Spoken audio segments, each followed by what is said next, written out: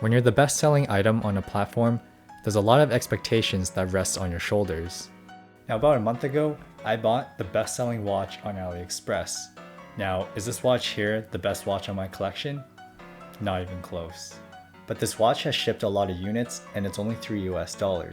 So today, we're going to take a look at the Geneva Quartz watch and hopefully unravel why this happens to be the best-selling watch on AliExpress.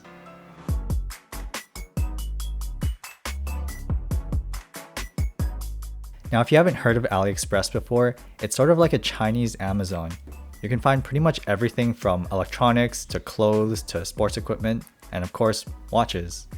Now keep in mind that these are all made in China, but then again, many everyday items are made in China anyways. Now there are quite a few Chinese watch brands that sell on AliExpress, such as Starking, Cadison, and Pagani Design. These watches are more or less decent quality and have gained traction on YouTube. But I wanted to buy the best-selling watch on AliExpress, and it turns out that that title doesn't belong to any of these companies, and rather, it belongs to this watch here. So with a 4.3 star rating and over 37,000 orders, this is the best-selling watch you can find on AliExpress. Now, this watch came packaged with pretty much nothing. All it came with was this plastic bag and some bubble wrap. And there's no warranty information or instructions, but again, at $3 US, you really can't expect that much. Now the dial is quite simplistic. 90% of the dial is this matte black color, and you can see that the markers and the hands are also black, but there's also these blue tips at the end. And even though these aren't loomed, it does kind of have that fluorescent look. So, you can see that if I cover the watch, it doesn't glow in the dark, but it does pop out a lot more compared to the black background. So I actually do like that a lot. The Geneva logo at the top is printed, which is the same as the hour markers. So pretty much everything on this watch is flat. There's nothing that's raised above the dial. And as far as I know, Geneva isn't like a watch brand of any kind. I think they just put a random name on the top, just for aesthetic purposes. Now in terms of the case, I was actually pleasantly surprised that this whole thing is made of metal. So the back here, the silver plate is metallic, and also the black part here is metallic. And so if I think of other watches, like for example, the Casio A158, which I have right here. This watch costs around $20 to $25, and the front part here, the silver part, is made of plastic. And also remember from my Dollarama watch video, that watch was around $4, and the back part, so the back plate was metal, but the side parts here on that watch was made of plastic. So I am actually pretty impressed that this one, didn't skip out on the materials, at least for the case. One thing I will point out though is that right here, where the lugs start, you can see that, I don't know what happened, but it doesn't look like a scratch. It looks like just parts of the metal just got scraped off. So I'm not really sure why that happened. And also for the watch crystal, I'm not sure if this is mineral crystal or plexiglass or mineral crystal, but there are some chips. So right there's a chip, and just all around there's just these small microchips. And I think this could have been just how it was manufactured. Maybe it just wasn't handled very well, but also because, again, this thing was only shipped in a plastic bag and some bubble wrap. So, probably got squashed and kind of thrown around pretty easily.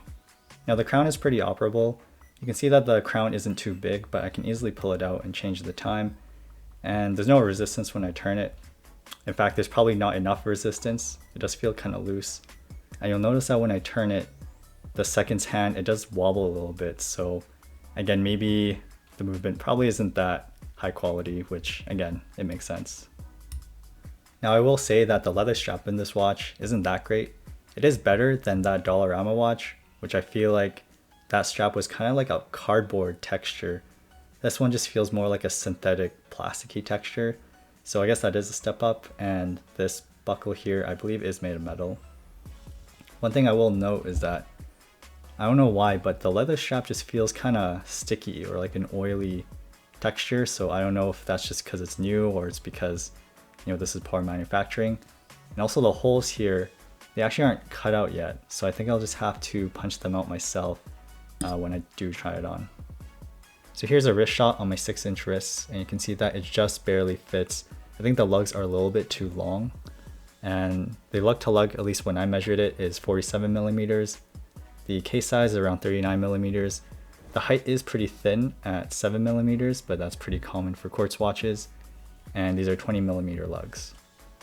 So here's a full-size shot of it on my hand. And I'll say that this leather strap definitely won't last longer than a few weeks, because it's already kind of feeling a little bit fragile. But overall, the looks of the watch, I mean, it kind of just looks like any fashion watch. And if you're walking on the street with this, I don't think anyone would stop by and ask you what it is, but they also won't really question why you're wearing this watch, because just based on the design of the watch, it's pretty typical, it's pretty common. And yeah, I don't think this will really stand out, but not in a bad way. One more thing I want to mention is the movement for this watch. So this is probably an unknown Chinese quartz movement, so I don't know the accuracy or how long the battery will last, but I do know that it is pretty loud. It's probably just as loud as like your typical Timex quartz watch, so it's not super loud, but you can definitely hear it in a quiet room. And also, just like a Timex watch, you're going to get backlash on that seconds hand. So whenever it ticks to the next second, you can even see it without going into slow motion, but you can see that it kind of wobbles back and forth. And so I'll put a slow motion video to the right of this, but it is a little bit annoying.